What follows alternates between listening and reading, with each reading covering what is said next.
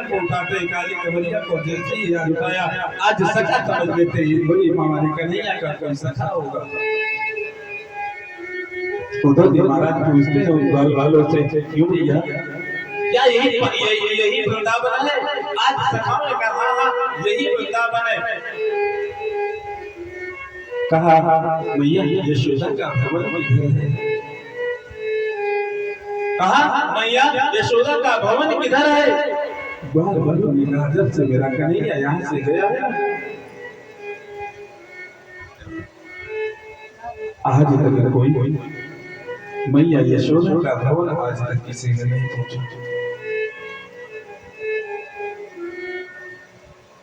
आप आए हो, आप यदि आए हो मैया यशोदा का आप भवन पूछ रहे हो ना, तो मैं आपको मैया यशोदा का भवन बता रहा हूँ। ये जो नाली देख रहे हो ना, ये जो नाली देख रहे हो ना, जिस नाली में जल बह रहा है, इस नाली को पकड़े पकड़े तुम चले जाना, जहाँ पर इसका उद्गम बंद हो जाए, जहाँ से नाली ये बंद हो जाए, ये आप समझ लेना कि मैया यशोदा का भवन वही है, मैया यशोदा का भवन वही है। उद्धव जी महाराज से गोप कहते हैं, जो ग्वाल बाल कहते हैं, जिस जल को तुम देख रहे हो ना, जो नाली में जल बह रहा है, ये कोई साधारण जल नहीं है। ये हजारों लाखों को गायों के अश्रु है, जो अश्रु सदा सर्वदा जो गाय है ना, गाय कन्हैया को देखा करती है, चारों तरफ दृष्टि डाल करके कि मेरा कन्हैया किधर से आएगा और कब मेरे शरीर पर अपने उस कोमल हाथों से हमारे शरीर का स्पर्श करेगा। वो मैया यशोदा जो सदा सर्वदा कन्हैया की याद में रोया करती है। मैया यशोदा जब से कन्हैया गया है ना, मानो तब से किसी नदी ने मैया यशोदा के आंखों में आकर के बात कर लिया हो। कभी मैया यशोदा के आंखों का अश्रु सूखता ही नहीं है। मैया यशोदा आहार में से 24 घंटे कन्हैया की केवल याद में केवल रुदन ही किया करती है। उद्धव जी महाराज मैया यशोदा की उस भवन की तरफ प्रस्थान करते हैं। उद्धव जी महाराज जाकर के थोड़ी दूर पर खड़े हो जाते हैं। मैया यशोदा उस पालने को झुला रही है और पालने को झुलाते झुलाते कहती है, हे मेरे कन्हैया, हे मेरे लाला, सो जा, कितनी समय से तू जग रहा है, कितनी समय से तू जग रहा है, मैया को कितना परेशान करे। उद्धव जी महाराज पहुंचते, उद्धव जी महाराज पहुंचते हैं, पहुंच करके कहा मैया प्रणाम। मैया ने जैसे ही आज उद्धव की आवाज को सुनी, उद्धव की आवाज को सुन करके आज मैया डांटने लगती उद्धव को और उद्धव से कहती है, तुम्हें शर्म नहीं आती है? मेरा कन्हैया अभी सोया है और तुम आकर के चिल्लाने लगे, तुम यहाँ पर आकर के चिल्लाने लगे। मेरा कन्हैया जग जाएगा और जब जग जाता है ना, तो बड़ी बड़ी वाली लीलाएं करता है, भैया को परेशान करने लगता है। अभी सोया, जाओ, कौन हो तुम, कहाँ से आए, कैसे आए, किस लिए आए, जाओ। जब मेरा कन्हैया सो जाएगा तो तुम आ जाना और जो तुमसे मुझसे पूछना है तो वो पूछ लेना। उद्धव जी महाराज थोड़ी दूर पर जाकर के खड़े हो जाते और जब थोड़ी देर जाकर के खड़े होते उतने मैया यशोदा मानो कन्हैया को सुला देते और सुलाने के बाद में उद्धव को बुलाया, इधर आओ, कौन हो तुम, कहाँ से आए? उद्धव जाकर के प्रणाम करते हैं। मैया यशोदा को प्रणाम करने के बाद में कहते हैं, उद्धव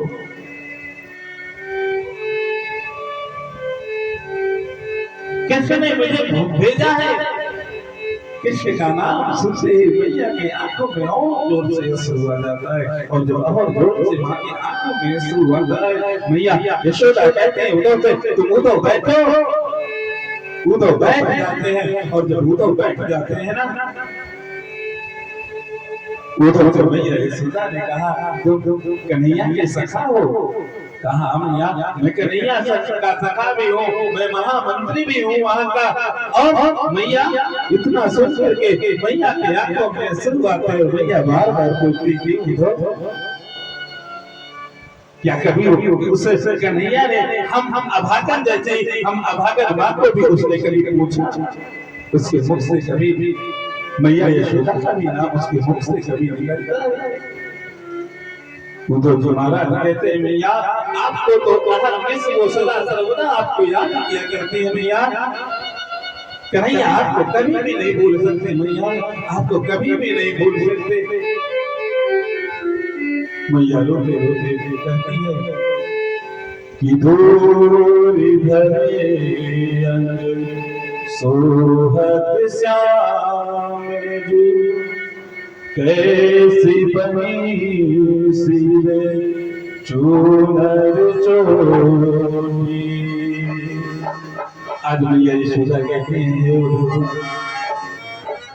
जब जब मेरा कन्हैया इधर उधर जाता था और जब इधर उधर जाता था तो क्या करता था, वो मिट्टी उसके शरीर में लग जाती थी और जब उसके शरीर में मिट्टी लग जाती थी ना, मैं उसको समझाने का प्रयास करती उसके शरीर को पोंछती, लेकिन फिर भी वो नहीं मानता था, फिर भी वो नहीं मानता था।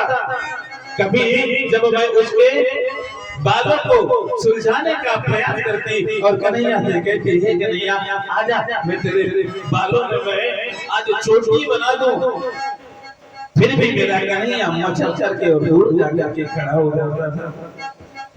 नटनट बाल लीलाओं के माध्यम से पता है कूदो। एक दिन तो मेरा कन्हैया मेरी गोदी में बैठा था और जब मेरी गोदी में बैठा वो मेरा कन्हैया मुझसे उसने पूछा कि मैया संसार में तुम सबसे ज्यादा प्रेम किससे करती हो? वो तो मैंने उससे कहा कि मैं तुमसे सबसे ज्यादा प्रेम करती हूँ, लेकिन मैं अपने कन्हैया के लिए जो मेरे यहाँ श्यामा गाय थी ना, उस श्यामा गाय का दूध ही मैं केवल अपने कन्हैया को पिलाती थी और अपने हाथ से जाकर के उस श्यामा गाय के दूध को निकालती थी, अपने हाथ से मैं उसको उबालती थी और अपने हाथ से उबाल करके मैं उसको जो है पिलाया करती थी। लेकिन हे उद्धव, कन्हैया मेरी गोदी में बैठा था और जब मेरी गोदी में बैठा था किसी दादी ने मुझसे बताया कि मैया जो श्यामा गाय का दूध है ना वो उबल रहा है। मैंने कन्हैया को गोदी से उठा करके नीचे बैठा दिया और जब मैंने नीचे बैठा दिया चली गई मैं दूध को लेने के लिए। वापस जब आई तो मेरा कन्हैया मचल गया था और मचल करके मैंने कन्हैया से कहा कन्हैया आओ आकर के तुम मेरी गोदी में बैठ जाओ। कन्हैया कहता ना मैया मैं तेरी गोदी में कभी भी नहीं बैठूंगा, मैं तेरी गोदी में कभी भी नहीं बैठूंगा क्योंकि तू झूठ बोलती है मैया। तूने दूध का नाम सुनते ही मुझे पटक दिया जमीन में और जमीन में पटक करके उस दूध की तरफ तुम दौड़ती हुई चली गई। मुझे मेरी कन्हैया की बहुत याद आती है। खेलत खात फिरे अगना पग बैजंती बाजत पीली को छोटी। और कहते हैं कि वाछवी को रसिकाने बुलो करते वारतिका में कला निधि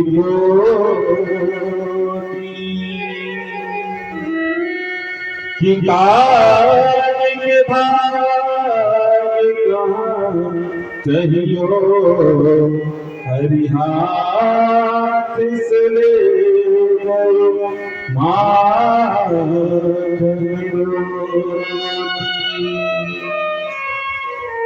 मेरा कन्हैया आंगन में खेल रहा था और खेलते खेलते उसके हाथ में मैंने एक रोटी मक्खन लगा करके रोटी दे दिया था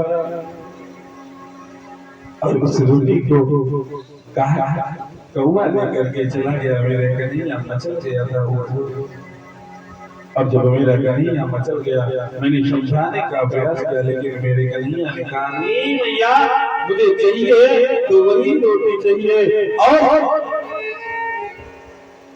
कन्हैया मुझे बार बार जो है मेरे आंगन में मुझे ऐसे नचाता था, ऐसे नचाता था मानो कोई लड्डू को नचा रहा हो। और मैं भी उस कन्हैया की प्रेम में पागल सी हो गई थी। उद्धव जी महाराज से बात कर रही मैया यशोदा जाती है, जाकर के उनके नाश्ते की व्यवस्था करते हैं, भोजन की व्यवस्था करते हैं। लेकिन उद्धव जी महाराज ने कहा नहीं भैया, मैं इसे ग्रहण नहीं करूंगा क्योंकि मुझे भी वापस भी जाना है। मैया यशोदा ने कहा बेटा थोड़ा सा तो ले लो।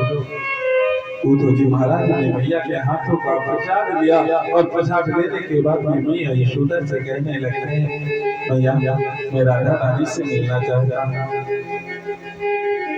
मुझे राधे से मिलना है और राधे से मिल करके मुझे कन्हैया का कुछ संदेश देना है। मैया यशोदा ने कहा ठीक है, जाओ किसी ग्वाल से लाकर के तुम किसी गोप से पूछ लेना माता वो ये मोह राधा रानी का स्थान तुम्हें बता देंगे। उद्धव जी महाराज को एक गोप ले करके जाता है बगीचे में, और बगीचे में जब ले करके जाता का इसी के अंदर तुम चले जाना, राधा रानी से तुम्हारी मुलाकात हो जाएगी। आज जैसे ही उस बगीचे में पहुंचते हैं मानो आज वृक्षों के कई दरवाजे लगे हुए हैं और सबसे लास्ट में मेरी राधा रानी जो है लास्ट में सबसे बैठी हुई है। जैसे ही वो अंदर प्रवेश करने वाली होती है, आज राधा रानी की सखी उस गेट से बाहर निकल रही थी और जैसे ही आज बाहर निकल रही थी उद्धव जी महाराज ने सोचा शायद यही राधा रानी होगी। उन्होंने प्रणाम किया, राधे प्रणाम, मेरे कृष्ण का मित्र कृष्ण का चरा उद्धव आपको प्रणाम कर रहा हूँ। उस सखी ने कहा नहीं आपने पहचाना नहीं, मेरी राधा रानी तो अभी अंदर है। पुनः उद्धव जी महाराज और अंदर जाते हैं और अंदर जाते हैं उद्धव जी महाराज पुनः एक सखी निकलती है। आज उद्धव उसको समझ आज राधा समझ लेते हैं और राधा समझ करके उद्धव जी महाराज उसे प्रणाम करते हैं। हम तो कृपा राधा रानी के समीप में पहुंच जाते हैं और राधा रानी के समीप में जैसे ही पहुंचते हैं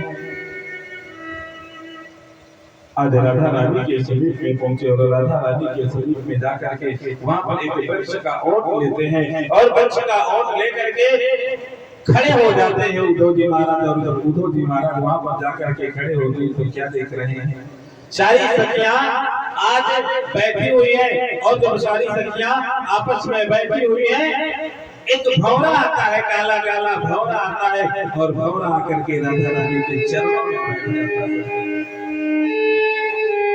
और जैसे ही राधा रानी के चरणों में आकर के बैठता है खगावीत कलम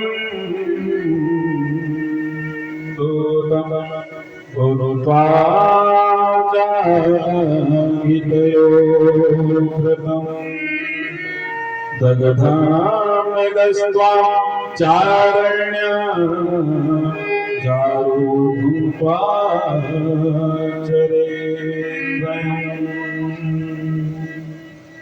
जैसे ही वो भौरा आता है, भौरा आकर के राधा रानी के चरणों में बैठता है। वहाँ जो सखियां होती हैं राधा रानी के चरणों से उस भौरे को जैसे ही हटाने का प्रयास करती हैं। सखियां आपस में बात कर रही हैं और सखियां आपस में बात करते करते क्या कहती हैं, सखियां कह रही हैं कि हमें ऐसा लग रहा है कि उस काले ने अपने किसी सखा को मेरे पास में भेजा है। भ्रमर गीत के माध्यम से कहते हैं और कहते हैं ये काला काला भंवरा जो है ना ये कन्हैया का सखा है, ये कन्हैया का मित्र है। जिस प्रकार से कन्हैया ना हम सभी के दिलों को चुरा करके हम सभी के प्रेम को जो है चुरा करके यहाँ से और इस पावन वृंदावन से जाकर के वो मथुरा में जाकर के बैठ गया और वहाँ के जो गोपियाँ हैं वहाँ के जो लोग हैं वो वहाँ के लोगों से स्नेह करने लगा। हम गोपियों को भूल गए। शायद इसको ये पता नहीं होगा, वो मुझे भूल सकता है, लेकिन संसार कभी भी जब तक मेरे प्राण रहेंगे तब तक मैं इस कन्हैया को नहीं भूल सकता। एक सखी क्या कह रही है, इस काले भंवरे को तो देखो, ये काला भंवरा उसी तरह है, क्योंकि जैसे कन्हैया हम गोपियों के दिलों को चुरा करके लेकर के गया ना, काले भंवरे का काम क्या है, काला भंवरा एक पुष्प पर बैठता है और एक पुष्प पर बैठ करके उस पुष्प का पराग लेता है और उस पुष्प का पराग लेकर के जाकर के दूसरे पुष्प पर बैठ जाता है, दूसरे पुष्प का पराग लेता है और उसका पराग लेकर के जाकर के उस पराग को एकत्रित करता है। वैसे ही ये कन्हैया का ये मित्र है, ये कन्हैया का ये जो सखा है ना, ये बिल्कुल वैसे ही है। इतने में उद्धव जी महाराज पहुंच जाते हैं। उद्धव जी महाराज जैसे ही आज राधा रानी के समीप में पहुंचे, राधे प्रणाम, मैं कन्हैया का सखा, मैं कन्हैया का मित्र उद्धव। राधा रानी ने कहा आओ, कैसे आना होगा। उतने में एक गोपी कहती है, आज बरसों बीत गए लेकिन आज कन्हैया को मेरी याद भी आई, तो कन्हैया खुद नहीं आया, कन्हैया ने अपने मित्र को, अपने सखा को भेज दिया मेरे पास में। आज गोपियां आपस में बात कर रही हैं, आपस में बात करते करते कहते हैं कि हे सखी, उस कन्हैया की याद में हमने न जाने बरसों से मुझे नींद नहीं आई, बरसों से मुझे नींद नहीं आई और उस कन्हैया को मेरी याद आई तो उसने मित्र को भेज दिया, सखा को भेज दिया। उतने में उद्धव जी महाराज राधा रानी से कहते हैं, राधा रानी को कन्हैया का संदेश देते और राधा रानी को कन्हैया का संदेश देने के बाद में राधा रानी से कहते हैं, राधे मुझे कोई पत्र लिख करके दे दे जिससे मैं ले जा करके कन्हैया को मैं दे दूंगा। राधा रानी ने सुंदर एक मयूर पंख को उठाती और मयूर पंख को उठा करके जैसे ही आज सुंदर श्वेत पत्र पर आज जैसे ही कृष्ण लिखती है, कृष्ण का नाम लेते ही आज राधा रानी के आंखों से अश्रु बहने लगता है और अश्रु बहते बहते जो पत्र होता है ना, वो पत्र भीग जाता है। इस तरह से होते करते 2-4 पत्र नहीं 10-20-50 पत्र उठाती है राधा रानी, लेकिन जैसे ही ऊपर कृष्ण का नाम लिखते हैं उनके आंखों से अश्रु गिरने लगते हैं, आंखों से अश्रु गिरते हैं, सारे के सारे पत्र भीग जाते हैं। उद्धव जी महाराज ने कहा, राधे कुछ लिखने की आवश्यकता नहीं है देवी, तुम्हारी विरह वेदना को ये दास समझ सकता है, इस दास के सिवा कोई तुम्हारी इस विरह वेदना को नहीं समझ सकता।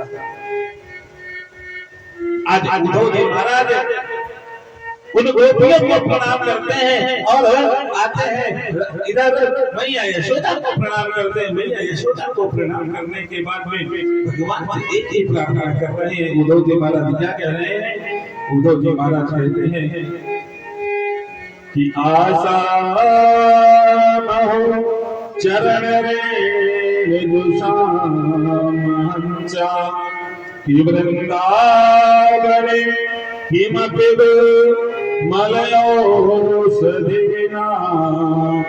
यादोस्तदं सदनमयं च वयं च हित्वा भेदुर्मुकुन्द पदवे हे गोपाल, मैं केवल आपसे केवल मैं यही प्रार्थना करता हूँ मेरे गोपाल, मुझे आप कुछ भी नहीं बनाना, मैं केवल मैं यही निवेदन करता हूँ कि हो सके तो मुझे इस पावन वृंदावन का कोई पुष्प बना देना। यदि आप मुझे पुष्प भी नहीं बना सकते तो इस पावन वृंदावन का मुझे रज बना देना, इस पावन वृंदावन का मुझे रज बना देना। क्यों? क्योंकि यदि आप मुझे यहाँ की मिट्टी बनाओगे ना, मिट्टी बनाने के बाद में जब यहाँ के आपके भक्त उठेंगे और आपके भक्त उठ करके जब इस मिट्टी पर चलेंगे ना, जब मिट्टी पर चलेंगे उनके पैरों से उड़ने वाला वो जो रज होगा वो रज उड़ेगा और वो रज उड़ेगा और रज उड़ करके वो आएगा और जब आएगा परमात्मा मैं इस योग्य नहीं हूँ, मुझे लता पत्र बना देना, यहाँ का ऋण बना देना, और यहाँ का जब ऋण बनाओगे तो उनके चरणों का रंग मेरे ऊपर गिरेगा तो मैं अपने को कृतार्थ पाऊंगा। आज भी सुखदेव जी महाराज राजा परीक्षित को बता रहे थे, जो ज्ञानी जो अभिमानी व्यक्ति उद्धव ये कह करके गया था मैं जाऊंगा 30-40 मिनट 1 घंटे रुक करके आऊंगा। आज उद्धव को जो भगवान कृष्ण ने जो ज्ञान की गुदड़िया दिया था ना, वो ज्ञान की गुदड़ी लेकर के जाता है, लेकिन वो ज्ञान की गुदड़िया जो है आज वहां पर जाकर के वो चदरिया आज गुदड़िया बन जाती है और 6 महीने तक श्री उद्धव जी महाराज उस प्रेम रस के गोते में जो है गोते लगाते हुए भगवान कृष्ण के समीप में पहुंच जाते हैं। बोलिवाल कृष्ण लाल की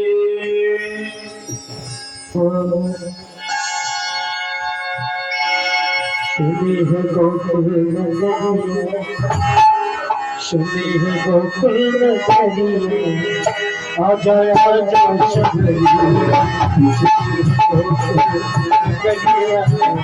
आजा आजा शबरी,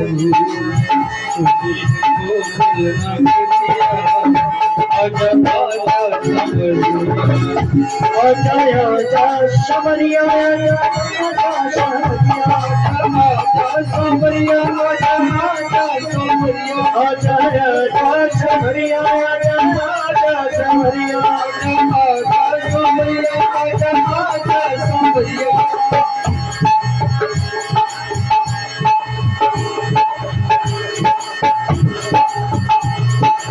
सुनी है गोकुल सुनी है गोकुल नगरिया, आजा आजा शबरी, सुनी है गोकुल नगरिया, आजा आजा शबरी।